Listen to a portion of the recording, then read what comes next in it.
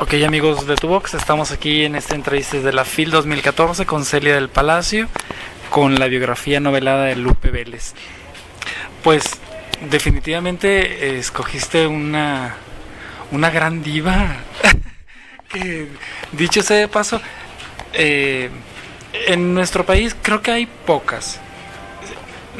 Si no es que la única, una de las únicas, una de las pocas.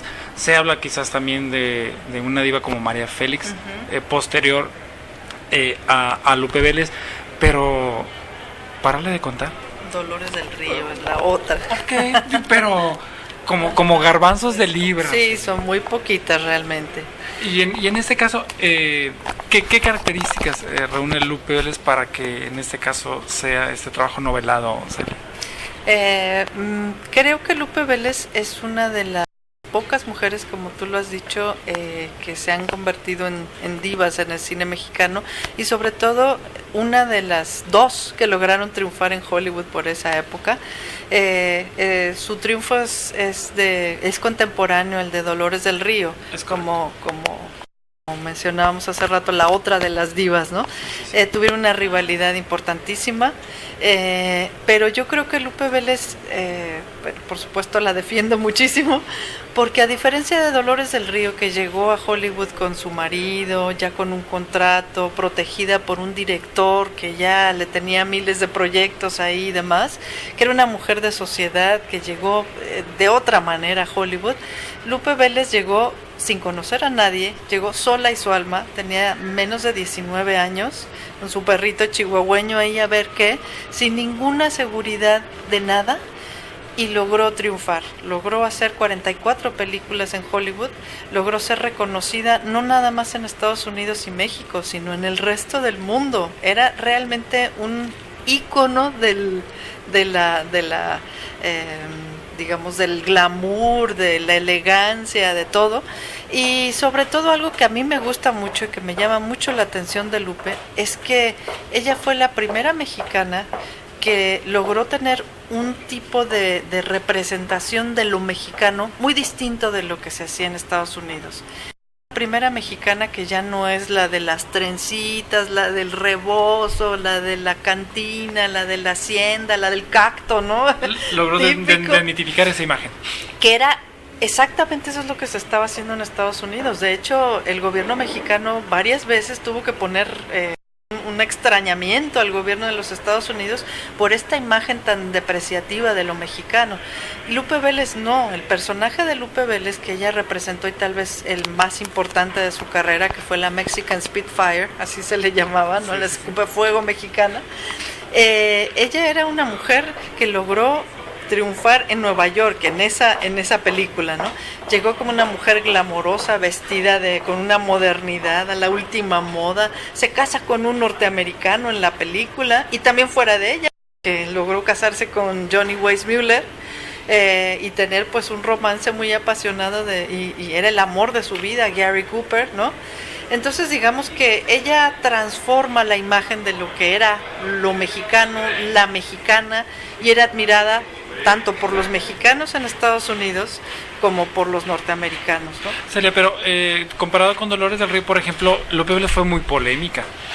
Lupe sí, claro. O sea, súper comparada con Dolores del Río. Claro, por supuesto. Y eso también me gusta mucho, porque la verdad... Era aguerrida. Era aguerrida, tenía un carácter muy fuerte, no se dejaba de nadie, por eso le decían la escupefuego, porque ella escupía groserías a quien fuera, ella no se dejaba, ¿no? Pero eso le trajo también pues algunas enemistades, y sobre todo no haber sido pues muy bien vista, no haber sido invitada a las reuniones de Hollywood, aquellas de la nobleza de Hollywood, ¿no? Donde Dolores del Río sí entraba, porque además Dolores del Río lo que hizo fue de algún modo tratar de asimilarse a los modelos norteamericanos. Incluso pues se vestía con una elegancia impresionante. Es que tenía otro porte. Tenía un porte de reina, ¿no? Incluso se hizo cirugía plástica para modificar un poco sus rasgos y parecer, digamos, un poco más norteamericana, ¿no? En cambio, Lupe Vélez nunca renunció a esa parte mexicana, ¿no? Absolutamente mexicana. Y sobre todo, pues, este carácter muy tempestuoso y muy fogoso que no quedaba muy bien en estos salones de sociedad. ¿Se ha escrito mucho sobre Lupe Vélez? ¿Algunas otras Hay cosas? Muchas biografías, unas muy buenas, otras muy malas. La mayor parte son despreciativas también de Lupe Vélez, sobre todo en el lado norteamericano. Se le ha formado todo un mito, digamos, incluso de la manera de morir. Mucha gente la recuerda solamente por el suicidio y solo porque terminó con la cabeza supuestamente en el baño, ¿no? Lo cual no fue cierto, es todo un mito inventado por un norteamericano en los años 60, y donde se une la misoginia con el racismo, ¿no? Verdaderamente muy denigrante. Hubo otras biografías donde más bien la presentan como ninfómana y como no sé qué, y también ahí hay pues una dosis muy fuerte de misoginia y de racismo. Yo creo que hay que recuperar esa imagen de Lupe Vélez con este trabajo tan intenso que ella hizo durante toda su vida. Fue una mujer de trabajo y sobre todo también fue un ejemplo muy importante para las mujeres de hoy en día. Ella en ese entonces, en los años 30, en los años 40, siempre dijo: yo no necesito un hombre que me mantenga, o sea, yo lo puedo mantener a él si quiero. Claro. Y logró ser súper exitosa, una independencia económica que logró tener. Entonces digamos que fue una figura tal vez adelantada a su tiempo, de esta mujer independiente, de esta mujer que no le importa el qué dirán, de esta mujer que pues es muy, muy, muy segura de sí misma para vivir su vida, ¿no? Pero en este trabajo tú la ves, la analizas y la proyectas pues más de carne y hueso. Así es. Obviamente por este sufrimiento por el que pasa en su infancia, por ejemplo, esta distanciamiento que hay con sus padres, por ejemplo, se ve más humano el trabajo. Sí, claro, yo eso justamente quise hacer, porque yo creo que pues para hacer una biografía así normal con todo lo que ella hizo, pues hay muchas, ¿no? Claro. La cosa no, había que marcar una. No era repetirlo, Es sino más bien pasarme a este lado propiamente humano de Lupe Vélez, y que todas las mujeres tenemos además, ¿no? Okay. Un poco también ver esa parte, porque en toda mi carrera literaria me he dedicado como a rescatar a estas mujeres fuertes, a estas mujeres que no han sido suficientemente valoradas a lo largo de la historia, y yo creo realmente, o que nos han endiosado, las han endiosado a estas mujeres, las han puesto en un pedestal tan alto que no las podemos alcanzar, que son distintas a la mujer cotidiana, a la mujer de carne y hueso, o bien las han denostado, como en el caso de Lupe, ¿no? Una de las dos cosas, pero siempre los extremos. Las mujeres no podemos como identificarnos muy bien con estos dos extremos, ¿no? Entonces yo quise justamente de desmitificar esto, y ver pues a esta mujer de carne y hueso, que le dolió el abandono del padre, que sufrió muchísimo, que tuvo que trabajar de una manera muy intensa, que no fue valorada, que tuvo que enfrentarse al racismo muy fuerte, que eso se nos olvida y está como muy desdibujado, pero digamos, todos los paisanos que van a Estados Unidos se están enfrentando todos los días con ese racismo, y a ella debe haberle dolido intensamente que la mamá de Gary Cooper no lo hubiera dejado casarse con ella, porque era mexicana, y porque lo está convirtiendo en un latino. ¡Qué asco! Eso dijo la señora. Entonces, pues todo ese sufrimiento no se ve, digamos, en algo que no sea una novela donde se intente rescatar, pues qué podía haber sentido ella con toda esta carga de vivencias de toda su vida.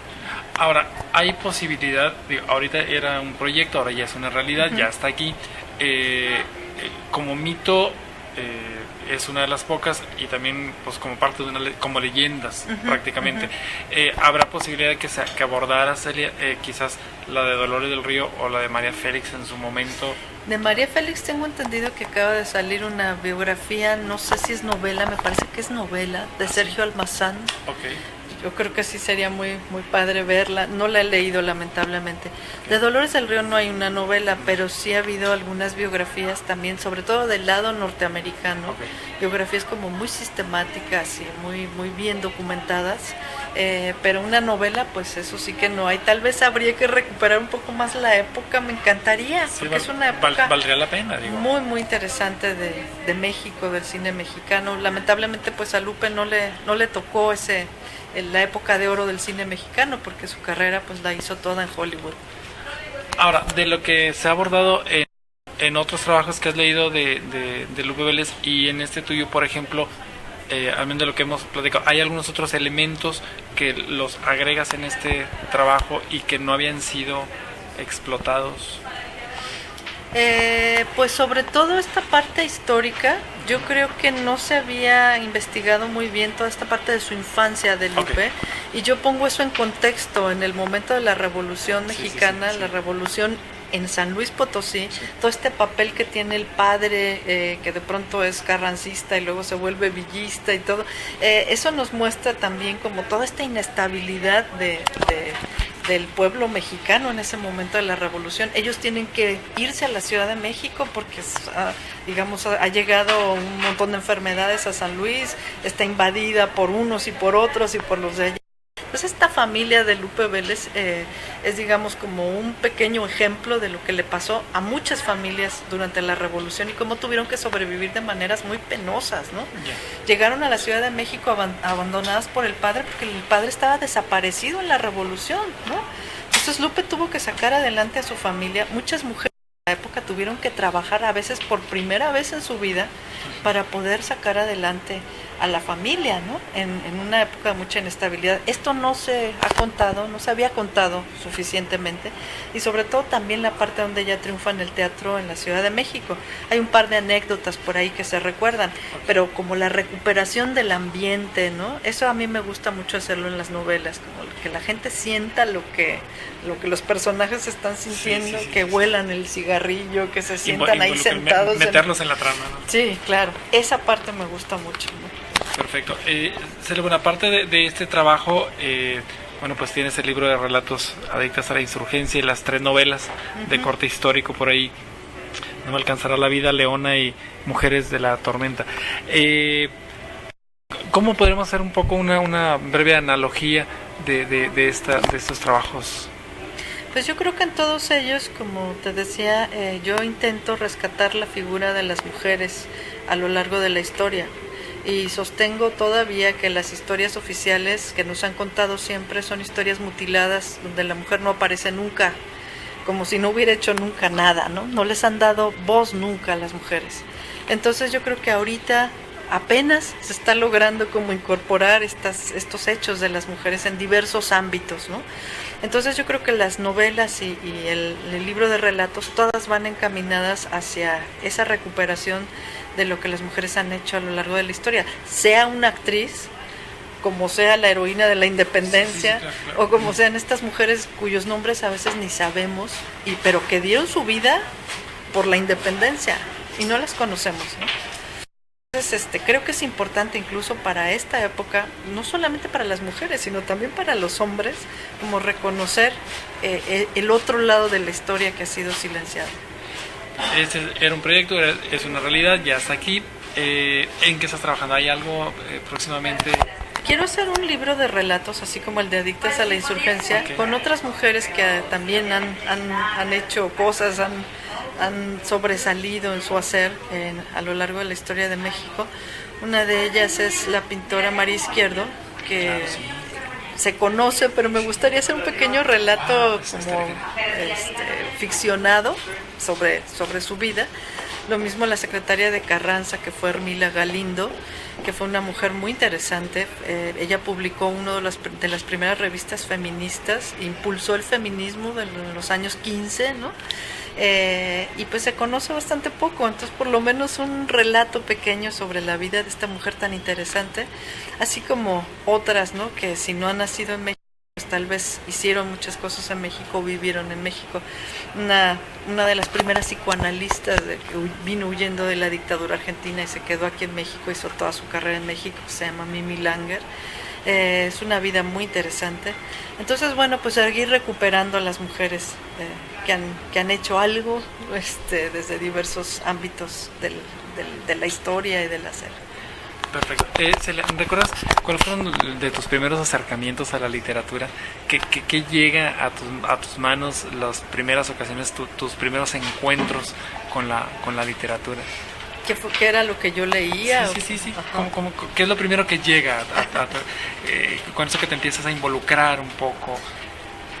Pues yo estudié letras, entonces yo pensé que siempre me iba a dedicar a escribir. Desde niña me leían cuentos y yo disfrutaba mucho desde los cuentos de hadas, y luego cuando los pude leer los leí yo, ¿no? Okay. Luego me empezaron a regalar las versiones juveniles de obras literarias, y recuerdo que disfruté muchísimo la Divina Comedia, que parece algo muy loco, pero a mí me encantaba el infierno, me fascinaba ver a la gente quemarse ahí. ¡Órale! Soy un poco sádica. Bueno. Sí, aparte de pues las novelas juveniles de la época, ¿no? Mi hermano es escritor y estuve muy cerca de su biblioteca, ¿no? Entonces para mí era muy importante ver los libros ahí, tocarlos, me llamaba mucho la atención. No siempre escogía yo las lecturas más adecuadas, ¿no? De pronto veía yo ahí a Henry Miller, Trópico de Cáncer, ¿no? ¡Ah, qué emoción!, ¿no? O las obras de Proust, que le gustaba mucho a mi hermano. Mi hermano leía desde muy chiquita los poemas de García Lorca, entonces los traigo así en la mente, ¿no? Algo que se quedó muy atrás. Entonces la literatura pues siempre ha sido una parte muy importante de mi vida. Luego ya en la preparatoria pues estas obras de Sartre que de pronto nos hacían leer, pero que a mí me encantaban. La náusea, no, yo la leí como 3, 4 veces, okay, ¿no? Me impactó mucho toda esa parte. Y bueno, pues la literatura mexicana después, cuando empecé a trabajar ya en mi primer trabajo en la Universidad de Guadalajara como asistente de investigación, empecé a adentrar en la literatura mexicana del siglo XIX y sobre todo en la literatura jalisciense del siglo XIX. Entonces mi primera novela, que es No me alcanzará la vida, es sobre esta primera generación romántica de Guadalajara, José María Vigil, Ignacio L. Vallarta. Entonces digamos, toda esa producción romántica de los años 50, 60 mexicanos me encanta, ¿no? Los Bandidos de Río Frío después, no, todavía la tengo que leer una vez al año, así, porque me encanta. Claro. ¿Hay algunos autores que te influenciaron, que crees tú que se hayan tatuado en tu piel de alguna manera, de manera trascendente? Porque hay autores que llegan y te marcan, ¿no? Te marcan de una manera o de otra. No sé si haya sido como intención, si habría algo que todavía tengo de ellos, ¿no? Porque sí los siento muy cercanos, pero no sé si están, digamos, en mi literatura, o si eso se refleje de algún modo, ¿no? Pero sí, pues cosas que marcan muchísimo. Todavía de esta época juvenil, pues a Milán Kundera, por ejemplo, me acuerdo que me encantaba y salía la nueva, iba yo rapidísimo a comprar la que seguía, ¿no? Okay. Günter Grass, El tambor de hojalata, El rodaballo, son pues novelas que disfruté muchísimo. Y bueno, por supuesto Balzac, yo creo que le debo a Balzac, o sea, yo quisiera ser Balzac algún día, ¿no? Y ya después, no sé, pues otras mujeres, ¿no? Que he estado leyendo más cercanamente ahora, pues Guadalupe Nettel, que me gusta muchísimo. Susan Sontag, como este tipo de mujer que escribe diversas cosas, que sobre todo ensayista, filósofa, pero también novelista, periodista, metida en muchas cosas. Esa sería como mi modelo, ¿no? ¿Cómo se llama? Sophie Oksanen, que digo, ay, cuando sea grande yo quiero escribir así. Entonces digamos como me gusta ahora mucho, me estoy metiendo mucho a leer mujeres, creo que es importante leer mujeres también. Y de las nuevas generaciones mexicanas, por ejemplo, de estas nuevas que están ahora. Mexicanas. Pues eso, como Guadalupe Nettel me parece que es muy, muy importante y muy buena, tiene una calidad impresionante. ¿Hizo algo sobre Octavio Paz? ¿Cómo? ¿Hizo algo sobre Octavio? ¿Ella hizo sobre Octavio Paz? ¿Alguna cosa trabajó? No sé, la verdad. Sí, creo que iba a presentar algo. No sé, tal vez. Yo conozco su obra de novela. Sí.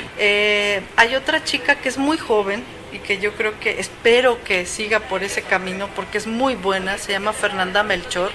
Ella tiene un libro de crónicas que se llama Aquí no es Miami, sobre la violencia en Veracruz, pero con una calidad impresionante, y una novela que se llama Falsa Liebre. No, yo creo que es la mejor escritora muy joven mexicana de este momento, y ojalá que no se desvíe del camino y siga escribiendo, porque es muy talentosa. De esos nuevos talentos, sí, que bien vale la pena. Ella le apostaría ahí. Perfectamente. Todo. Bien. Celes, finalmente, ¿qué mensaje le darías? Nosotros llegamos a un público juvenil, en su mayoría, digo, no se escucha a todo el mundo, pero más al público juvenil. ¿Qué consejo, qué mensaje le darías? A lo mejor se quieren dedicar un poquito a las letras, a escribir, o ¿qué podrías dejarles de...? Bueno, que para escribir hay que leer, Okay. antes que nada.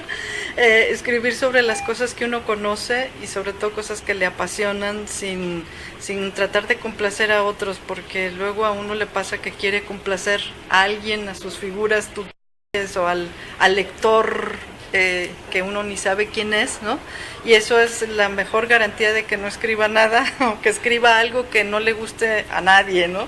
Entonces yo creo que hay que la sinceridad con uno mismo, lo que uno quiere hacer y lo que le apasione hacer realmente, eso es lo que debe escribir, porque es difícil, es angustioso, ¿no? Tal vez uno tenga la idea de que el escritor así todo, no sé, un poco equivocadamente no sé qué es el escritor, la parafernalia, ¿no? Sí, pero eso no es, ¿no? Es enfrentarse todos los días a la hoja en blanco y tratar de lo más sinceramente posible. Como el pintor a su... Exactamente, a su y lienzo, es ¿no? Muy angustioso, porque hay días en que no sale bien y todo el tiempo saldrá bien, estará bien, esto está horrible, esto es una porquería, y hay que luchar con eso todo el tiempo, ¿no? Entonces pasar por encima de eso solamente